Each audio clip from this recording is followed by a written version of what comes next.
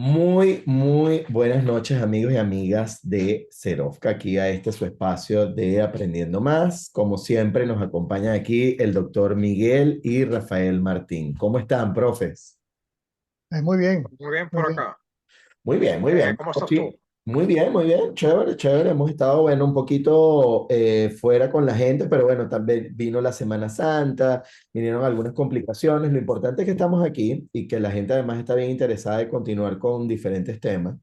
Y bueno, vamos a abordarlo. Justamente en esta oportunidad vamos a continuar analizando algunos impactos de ChatGPT dentro de lo que sería nuestro rango de acción. Pero adicionalmente, yo también me he tomado el atrevimiento de traer junto a ustedes parte de lo que sería un poco para que la audiencia lo vea en su justa medida. Dos factores que yo veo bien importantes. Uno, el uso de la inteligencia artificial en la parte de radiología médica. Vamos a ir viendo un poquito el proceso en donde bajo mi criterio, y por eso es que lo quiero que lo vayamos discutiendo aquí con ustedes, dónde pudiera ir interviniendo la inteligencia artificial y hasta qué punto interviene la inteligencia artificial. Y también quise traer un poco el tema de las habilidades. Entender que el ordenador es muy bueno para algunos tipos de actividades y en donde nosotros, nuestro cerebro humano es muy bueno. Entonces, bueno, eso lo vamos a ir conversando en el camino. Vamos a arrancar primero con el profesor Miguel y luego continuamos. Bueno, ya yo voy a compartir entonces la pantalla. Ujú. A ver dónde se metió lo que estoy poniendo.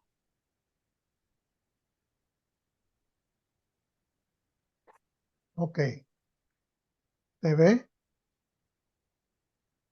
Sí, ya se ve perfecto. Bueno, yo voy a tocar tres noticias. Bueno, debemos comentar esto primero. A mí me llegan regularmente de un sitio muy conveniente, sobre todo a la gente que está en el área de radiología, que se llama OutMini o la tía Mini, Ujú, que eventualmente ellos van dando lo que sucede en el RCNA, en diversas reuniones de radiología, y salen noticias que eventualmente son las que yo voy a tocar ahora. En principio, más que algo relacionado con ChatGPT, es algo más relacionado con el uso de inteligencia artificial, pero son tres cosas que son como, me llamó mucho la atención o despertó en mí el interés, porque aquí se aprecian en estos trabajos un poco las ventajas de lo que puede significar el interactuar con inteligencia artificial en la resolución de ciertos problemas. Entonces, el primer trabajo que está presentado ahí es un trabajo donde ellos definen mediante inteligencia artificial esencialmente que se puede hacer una valoración de la necesidad de hacer más estudios mamográficos en pacientes en los cuales haya habido estudios negativos. Mu- muchos de estos estudios negativos se producen en situaciones donde hay mama densa y entonces eventualmente esto lo que determina la necesidad o la pronostica la necesidad de poder hacer un estudio, un segundo estudio de otro tipo para poder corroborar si la negatividad que se obtuvo en el primer estudio sigue siendo válida o eventualmente hay un cambio. Y también Sí, fíjate. detectar más tempranamente el tumor. ¿Tú ibas Sí, a decir no, algo? sí. Aquí es que tengo una pregunta que creo que hay que insertar aquí porque hacerlo después a lo mejor es problema. Eh, Hay un punto muy importante que es el de los artefactos. Sí, bueno, como que, por ejemplo, artefactos en mamografía. ¿Estás hablando?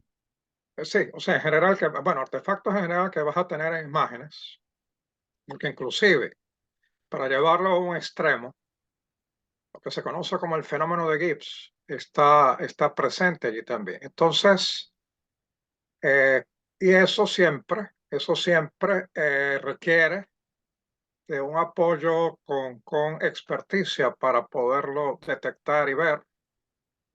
Entonces luce como natural que herramientas de este tipo pudieran ser usadas para por lo menos llamar la atención o delimitar situaciones donde el problema pueda estar presente.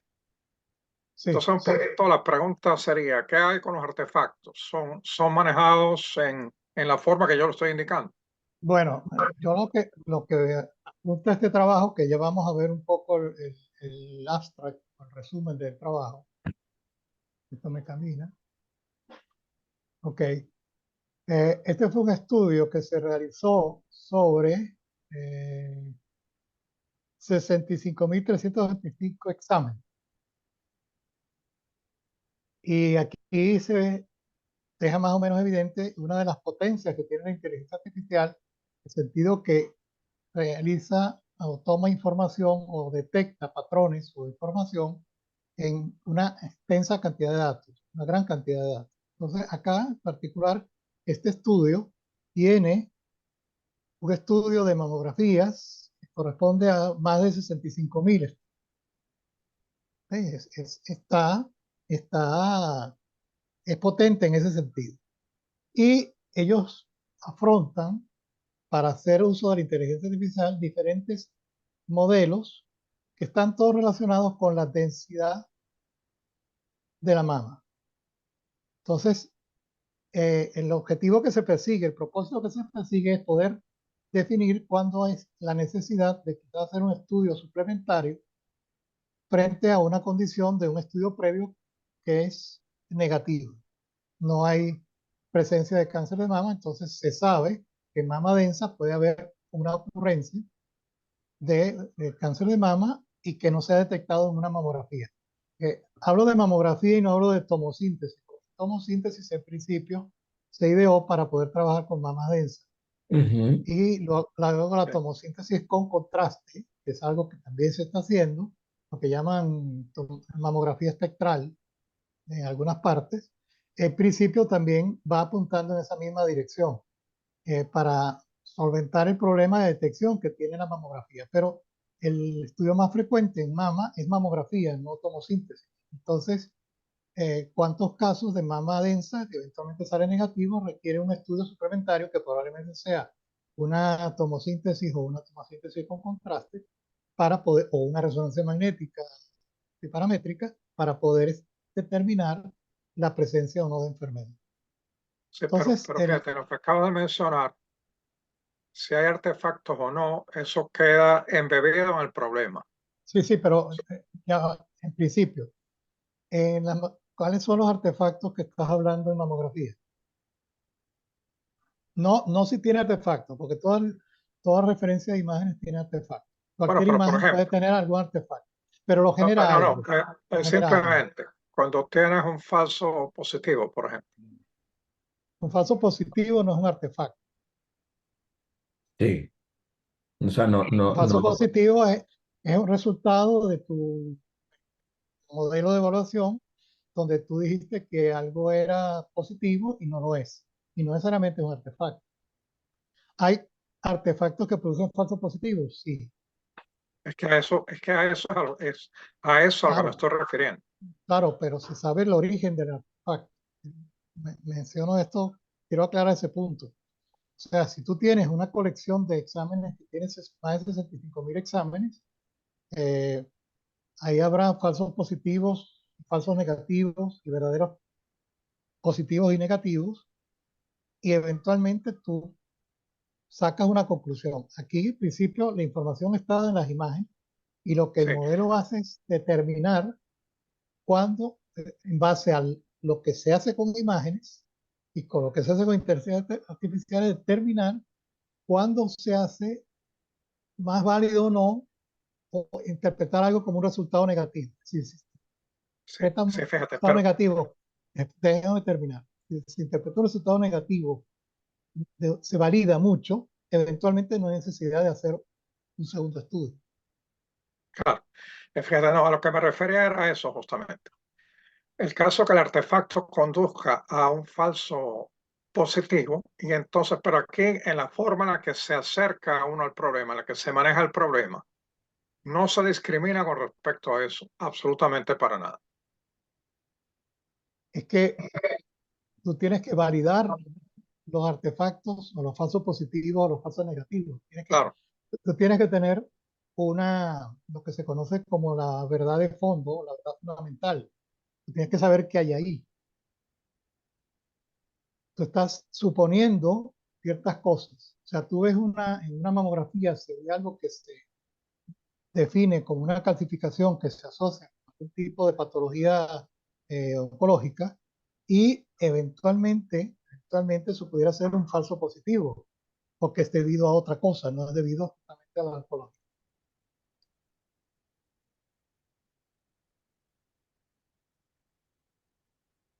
Entonces, la cuestión es que el punto es que definir que algo es un artefacto no lo veo tan claro. Tú no puedes filtrar eso. Tú no lo puedes filtrar. Sí, Solamente lo puedes filtrar si yo te doy a ti unos maniquíes donde yo creo los artefactos, claro. entonces el software de Ah, imagen o el software con el cual analice me predice que eso fue un falso positivo y yo sé que es un falso positivo porque mi maniquí o mi Phantom evidentemente no tenía eso. Eso sería una manera de hacer.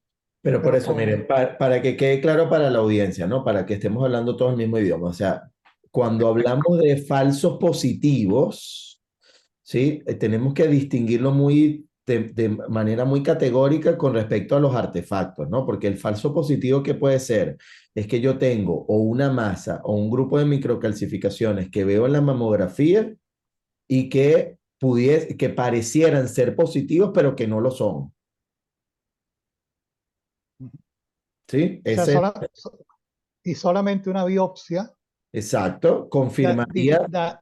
exacto, confirmaría si es positivo O o sea, no. porque, y es una de las cosas que los médicos, bueno, el Colegio Americano de Radiología siempre lo ha dicho en todas las publicaciones de BIRAT y tal, son que cuando yo estoy en BIRAT 3, ¿sí? Yo estoy a partir de allí, yo estoy hablando de probabilidades, es decir, es altamente probablemente benigno, es moderadamente maligno, es altamente maligno, entonces yo le doy un peso en términos de benignidad o malignidad, lo cual debe ser confirmado por la biopsia.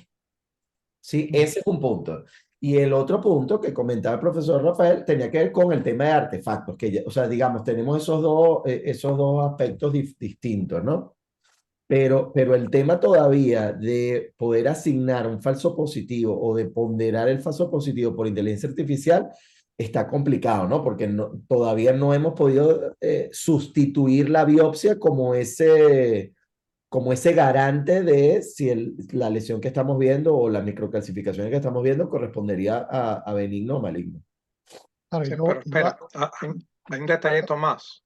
El ¿Ah? falso positivo perdón, el artefacto, hay artefactos que pueden llevar a un falso positivo. Sí, sí, sí, sí. Sin sí, lugar a sí, dudas, sí. Eso hay que aclarar. Sí, Ok. señor. sí, Claro que sí. sí, sí. Y en el territorio de las imágenes de mamografía, las, las cosas que pueden generar falsos positivos, que son considerados artefactos, generalmente son conocidas. ¿Ok? Entonces, estamos aquí hablando de que en principio el falso positivo o el falso negativo, que también es igualmente malo. Ujú, ujú. El falso positivo es malo en el sentido que puede poner una ruta terapéutica que incluye una biopsia, más riesgo, etcétera, y al final Sí. no había nada de eso. Y el falso negativo simplemente dice, usted no tiene nada, váyase a su casa y tiene algo Y grave. resulta que en 6 meses la masa o la Claro, lesión claro. creció en Exacto. volumen. O sea, Es así. los falsos siempre son malos. Es así. Entonces, pero si son causados o no por un artefacto, eso ya es otra cosa. Ya es otra cosa. Entonces, lo que sí ocurre es que cuando se tiene una condición de mama densa, la mama densa oculta cosas en la mamografía. No permite al radiólogo que está haciendo el informe discernir las patologías si estas existen. Entonces, a lo mejor se proclama que hay un falso negativo. O sea, hay una serie de procedimientos para determinar en una mama qué es lo que da una condición positiva o negativa y eventualmente en el caso de un falso negativo o un falso positivo ocurren falsos negativos con cierta frecuencia en mama densa. ¿Por qué? Porque después la paciente se ha ido a hacer otro estudio o tiempo después ha aparecido algo que no se logró ver porque era la mama densa. Eso produjo una conducta en tanto en la producción de equipos y en la modificación de equipos para ir solventando ese problema sin salirse de lo básico de mamografía. Es decir, es un equipo de mamografía, un equipo de tomosíntesis, es un equipo de mamografía más sofisticado y si se añade contraste, como se suele hacer en otras técnicas de imágenes, eso se arregla mejor todavía para poder dar más información. Pero hay técnicas alternativas como es la resonancia magnética multiparamétrica que compite uno a uno con la tomosíntesis con contraste que se puede hacer para la Claro, mama densa. es así. Así que eso va por ahí. Bueno, el caso es que ellos probaron diferentes modelos, porque hay modelos en los cuales no se usa inteligencia artificial y modelos donde uno que ellos proponen que se llama AI Smart Density, que es el que finalmente le dio ganador. Entonces, voy a pasar a la lámina. Aquí lo que se ve esta es una típica gráfica puesta, se llama gráfica ROC, donde lo que se pone en cada uno de los ejes son las tasas de verdaderos positivos frente a las tasas de falsos positivos. Cualquier cosa que esta diagonal tiene quiere decir que el sistema puede decir que algo es un falso positivo o es un falso o es un verdadero positivo con igual probabilidad. Es decir, el sistema no discierne.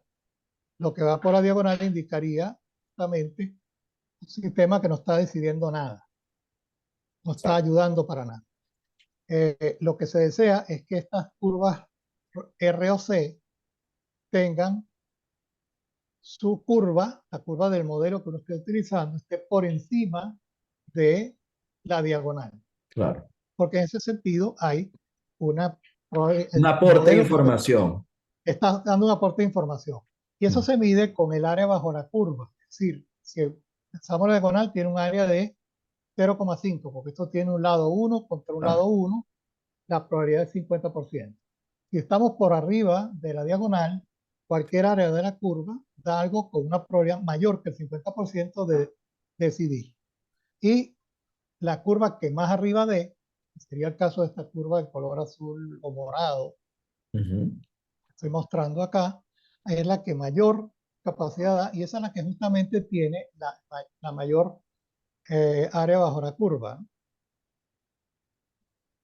Justamente la que tiene la mayor área bajo la Sí, que es curva. ese AI Smart Density, la última que Es vemos. el Smart Density. O sea, los otros son eh, de porcentaje de densidad, que es un método de evaluar si es una mama densa o no es una mama densa.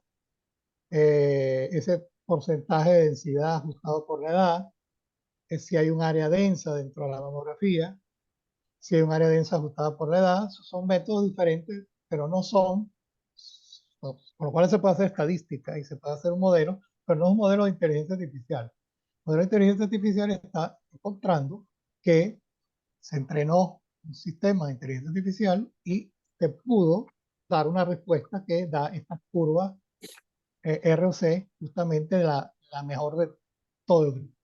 Entonces esto en principio tiene una potencia y la potencia que tiene es la siguiente. Acá se muestra una tabla donde están la sensibilidad y la positive probability. Bueno, están algo que tiene que ver con la tasa de verdaderos positivos ¿Sí? y la El val- sensibilidad, sí, porque ese es el valor de predictivo positivo. el valor Sí. predictivo positivo, correcto, el Ujú. PPB.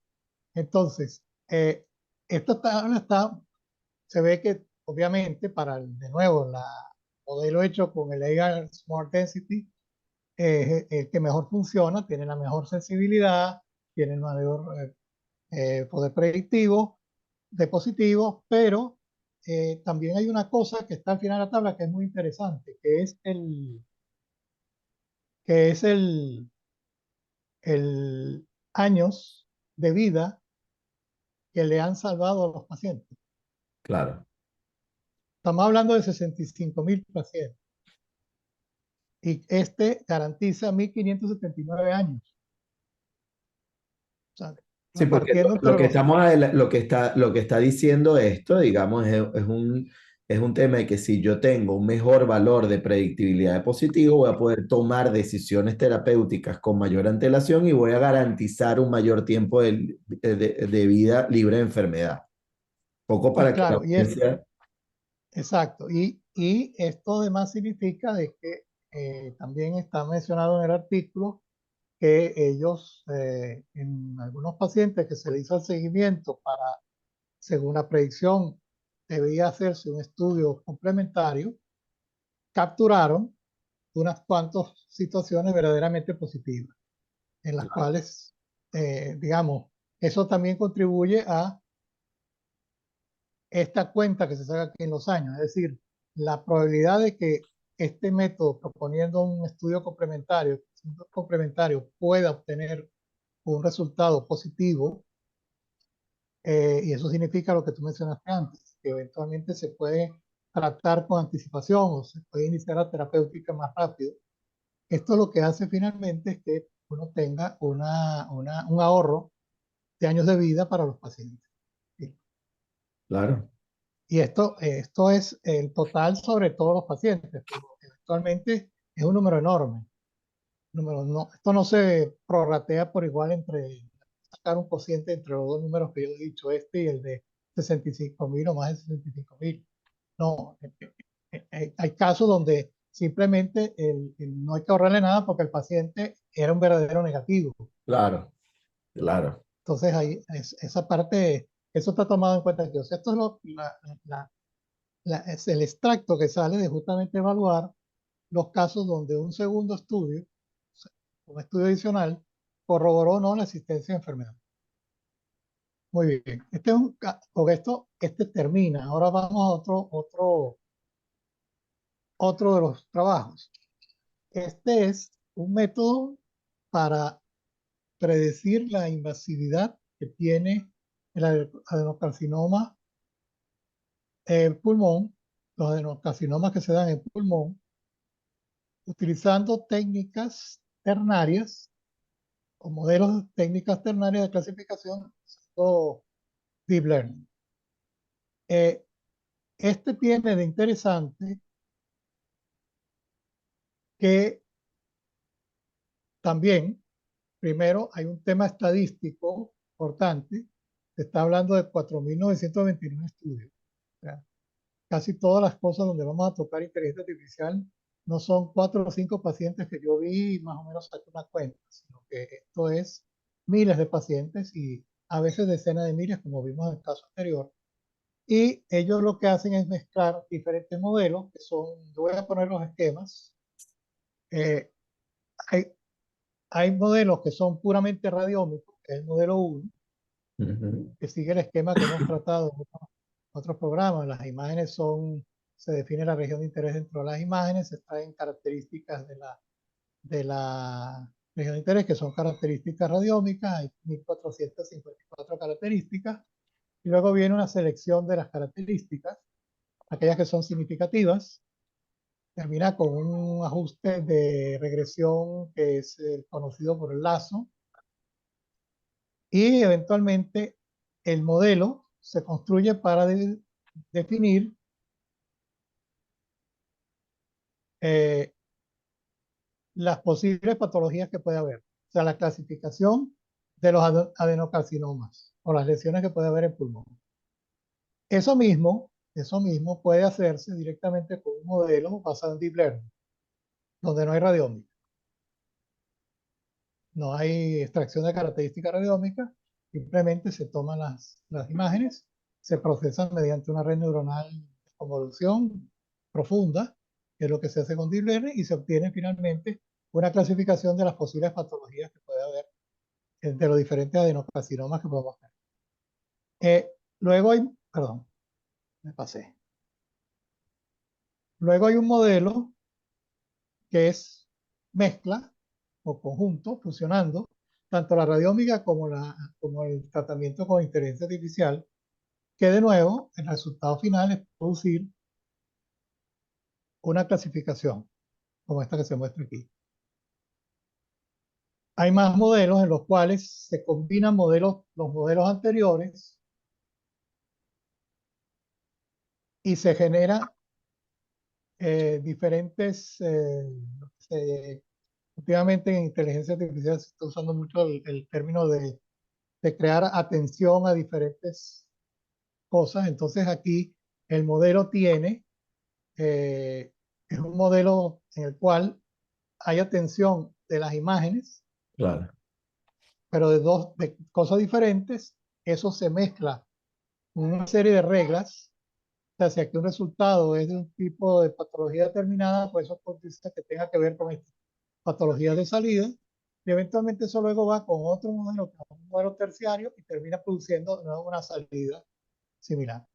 Y si uno reemplaza el modelo de modelaje por uno basado en la radiómica o por uno basado en deep learning, eventualmente genera un modelo 4, un modelo 5. O sea, esta gente se fue y probó diferentes modelos, cada uno con diferentes perspectivas de cómo realizar el trabajo de la inteligencia artificial. Y estas son las características de los pacientes, qué es lo que tienen, qué proporción tienen los diferentes tipos de patologías.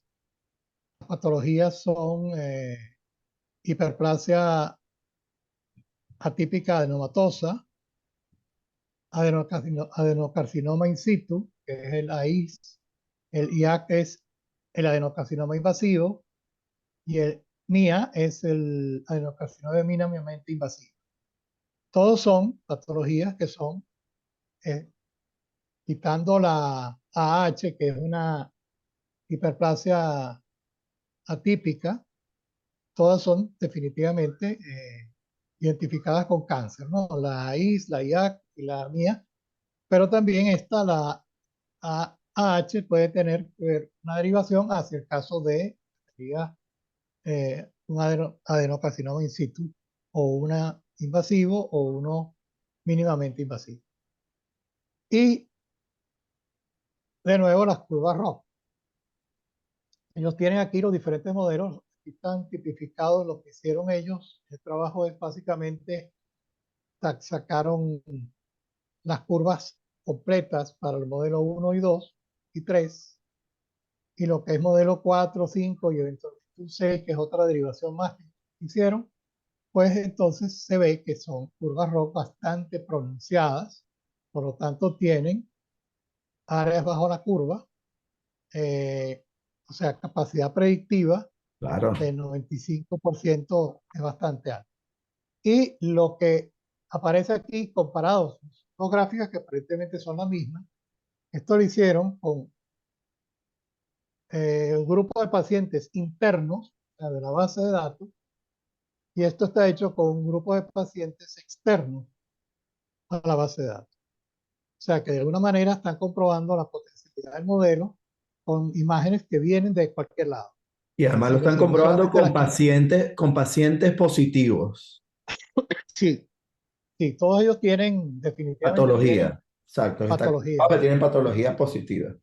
Sí, entonces aquí se hace ver que, por ejemplo, sería el modelo 6, apunta a que todavía es mejor su Ujú, capacidad predictiva, porque podría ser miembro de claro, una curva que fuera más angulada, más acercándose. O sea, la curva ideal sería una curva que sube verticalmente aquí y sigue horizontalmente de esta manera. Eso claro. no, no existe. Exacto. Eso es certeza absoluta. Y Exacto. aquí no, eso no se consigue ni siquiera con las biopsias. Ujú, ¿Ok? Entonces, eso, empecemos por ahí. Pero mientras más se angule la curva que se está obteniendo, pues mejor es el modelo en ese sentido.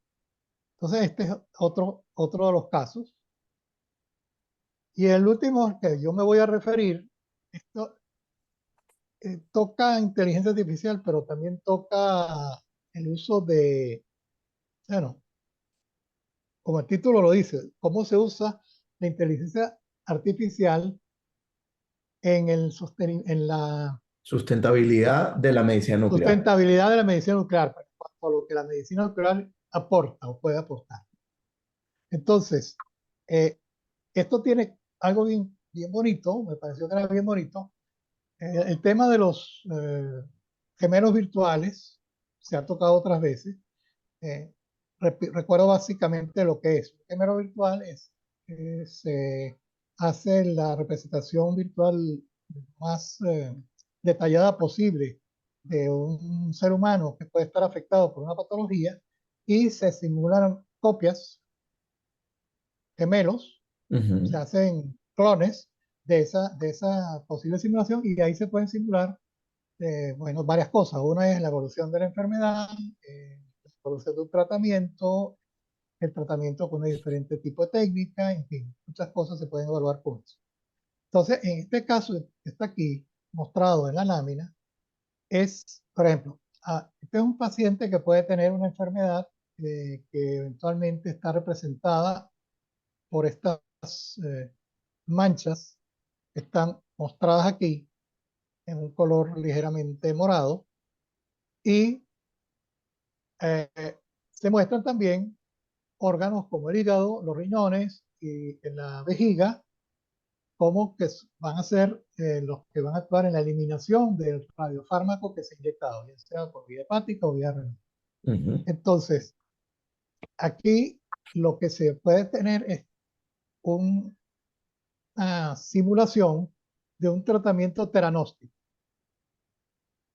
Es decir, se usa el mismo, un radiofármaco que tiene las dos posibilidades, la posibilidad de darnos una información de imagen y la posibilidad además de dar un tratamiento y va de una manera específica a tratar las lesiones. Pero también, como él está en sangre, eventualmente en los órganos de eliminación va a ocurrir también un efecto y ese efecto es el que se quiere controlar.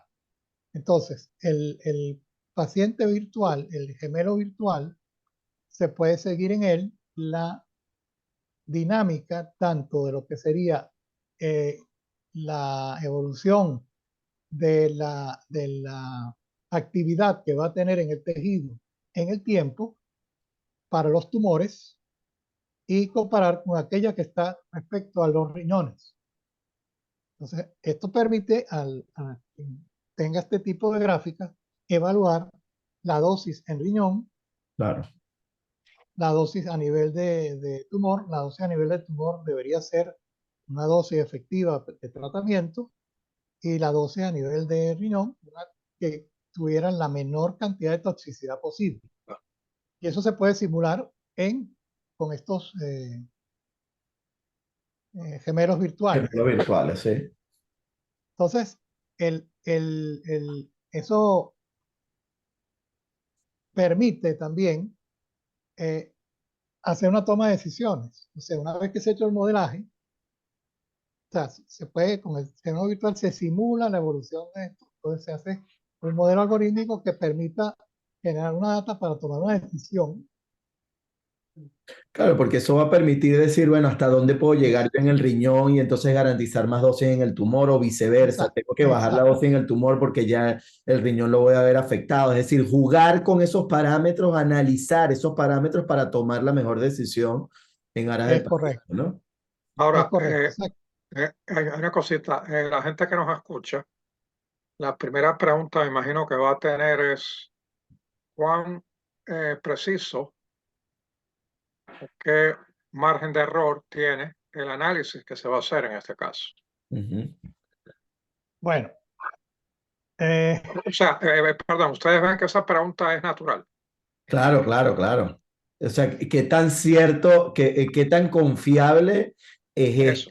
es esta toma de decisión, ¿no? En función de esto. bueno, yo me imagino, por supuesto, estos son propuestas que están además muy bellamente presentadas para que actualmente uno caiga que esto es una posibilidad muy interesante. Claro, ¿A qué claro. punto esto se puede estar haciendo de una manera rutinaria en la práctica? No sé. Pero si hay un tratamiento teranóstico, hay una serie de controles que se le están haciendo al paciente durante todo el tiempo, Claro, Sí. que permiten midiendo hacer la, la comparativa. midiendo la, midiendo la actividad en la orina, por ejemplo, o haciendo imágenes consecutivas a ¿Mm? diferentes instante de tiempo para evaluar el nivel de actividad que hay a nivel de los riñones, a nivel de la vejiga. O sea, estas gráficas, las gráficas que están mostradas aquí, se pueden obtener con imagen. La virtualización lo que nos permite es que no hay que pasar por un aparato para hacerlo. No hay que pasar por un equipo de imágenes para hacerlo. Y hay en el área de medicina nuclear, y Omar conoce eso bastante bien, N modelos comportamentales para Sí, definir sí. cómo es el tránsito de todos los Claro, fármacos de... claro, porque ahí después viene el proceso de la comparación del sistema, o sea, qué es lo que yo estoy viendo en la vida real, en el seguimiento del paciente versus la estimación que arrojó este gemelo virtual, ¿no? Entonces eso va a permitir Exacto. incluso ir corrigiendo sobre la marcha. Este es un área súper interesante en términos de que, ojo, al final, profesor Rafael, en el caso, por ejemplo, del caso de dosimetría clínica en medicina nuclear, el tema de dosimetría interna es una dosimetría que hasta ahora tiene muchas restricciones, digamos, es decir, no es muy precisa lo que tenemos hasta Sí, ahora y que ha venido funcionando. sí, Tener este tipo de apuntes, más bien lo que nos va señalando es, bueno, un nuevo camino en donde ahora vamos a tener posibilidades de tener un mejor acercamiento a lo que después vamos a poder estar viendo en la práctica. Entonces, bueno, eh, definitivamente es una pregunta natural el tema de la confiabilidad de cualquiera de los algoritmos para la toma de decisiones o para la ayuda en la toma de decisiones. Obviamente pasa, sí, por confirmar que lo que yo estoy viendo en el modelo efectivamente yo lo pueda corroborar con la imagen diagnóstica en seguimiento o con la imagen de seguimiento. sí. Ahora, fíjate ahí, como el acercamiento es telanóstico, Sí, hay mayor flexibilidad para corregir rumbo. sí, claro, sí, sí, sí, ciertamente. O sea, tú puedes corregir rumbo de manera continua. Si, si hay una, o sea, lo que quiero decir es, en el supuesto que haya cierto conflicto entre el curso, lo que estás observando, y, Ujú, y lo que era la predicción, siempre tienes la oportunidad de claro, moverte en otra dirección. es así, es así. Claro, Y lo que pasa, además tenemos que recordar una cosa, ¿no? Este modelaje está asumiendo que el riñón del paciente funciona 100%, que funciona perfectamente a la hora de la eliminación. también, Por ejemplo, Claro, eso conlleva claro. que el paciente tiene que estar bien hidratado. O sea, hay toda una cantidad de implicaciones de que como cada paciente es único, y lo hemos conversado aquí en todos nuestros programas, evidentemente hay factores que pudieran entrar en choque o que no haya una correlación directa uno a uno entre el modelaje y lo que vemos en la práctica. Sí, eh, hay una cosa que digamos, hay dos aspectos. Uno puede ser que uno genera el gemelo virtual y hace todo el modelaje y decide, bueno, a esta persona que está asociado a ese gemelo virtual, yo le voy a poner tal cantidad de radiofármaco en tal momento y a lo mejor le pongo uno o dos o tres estudios de control en el camino Ujú. para verificar que el modelo va a cambiar.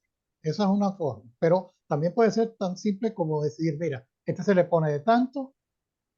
El modelo de gemelo virtual tiene inclusive la consideración de que hay un riñón que funciona mejor que el otro, que eventualmente no hay una regularidad, toda una serie de cosas, lo puede tomar en cuenta y se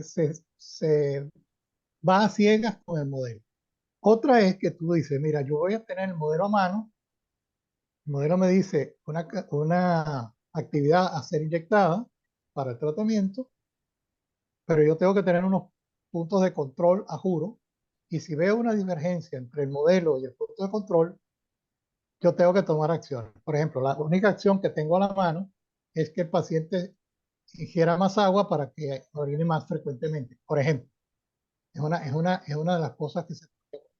Entonces, eso, porque no puedes cambiar la actividad que tiene el paciente. O sea, el paciente, tú no dices, bueno, es que yo le puse mucha dosis y ahora no le voy a poner tanto. No, ya eso fue lo que se inyectó. Entonces, lo que permite el modelo es saber si estamos yendo por el camino adecuado. Es así. ¿Ok? y, Bueno, y ahora otra pregunta. ¿Un asistente virtual permitiría tener reacciones más rápidas? Capta la pregunta. Yo creo que Sí, pero depende de cómo esté entrenado ese asistente virtual, ¿no? O sea, Sí, sí, sí, ¿qué pero input? claro, no, porque simplemente el asistente virtual, una ventaja bueno, es el punto que tú mencionabas al comienzo, uno de los puntos a resaltar, es que sobre nosotros tiene la ventaja de la velocidad. Sí. sí, pero el Y asistente virtual aquí, ¿quién es? El gemelo virtual, es el asistente virtual. Ese es bueno, el que te pero está diciendo, pudiera ese es haber, el que te está diciendo, mira, esto va por aquí y oye, verifica que esto va por aquí. sí, sí, no, pero espera, pudiera haber otro asistente virtual que analiza lo que el gemelo virtual reporta. Claro. Ajá. Y sugiere, vamos a hacer un estudio para corroborar eso que dice el gemelo virtual. Sí, claro, sería como un mecanismo adicional de control, ¿no? O sea, tendríamos como Fíjate, una segunda vista. Es como que si yo tuviese una interconsulta, pero ya no entre médicos, sino en este caso sería una interconsulta de inteligencia artificial. Mm. bueno, eso no es nuevo, porque entiendo que hay acercamientos donde pone a uno los sistemas a competir. Sí, sí, sí, sí, claro. Sí, sí, pero Entonces, entonces, a compe- ¿sería útil establecer una competencia de ese tipo? Yo creo, yo tengo la sensación que la respuesta es sí. sí, Sí, pero también. normalmente cuando se ponen los sistemas a competir, se ponen a competir En la misma sobre la misma, tarea. en la misma tarea. Y hay uno que lo hace mejor que los otros.